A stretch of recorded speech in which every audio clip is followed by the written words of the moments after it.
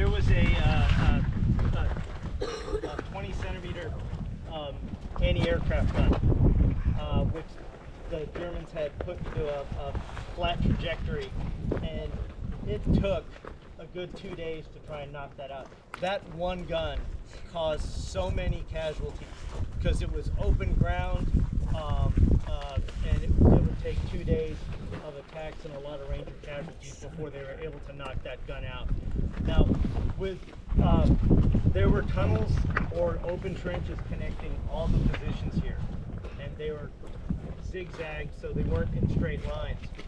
So, and with all the shell craters, the fighting was very intimate, very close, to the point where, you know, you could be in one shell crater and the next shell crater over is a German. Some of the Rangers lost their weapons, so they would pick up German weapons, and unfortunately that led to some fratricide. Because you hear a German, you know, MP40 machine gun, you're going to assume that's a German. But in some cases they were Rangers. So it was a lot of very up close, a lot of hand grenades getting thrown back and forth.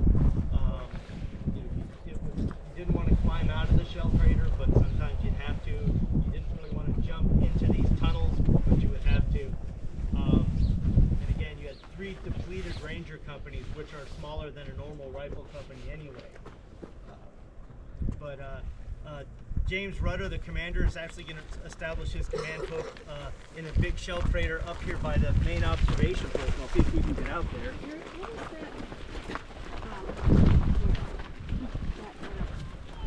Well, this bunker, looking at that, utility, but given the big hole over there is probably where they stored ammunition for this gun.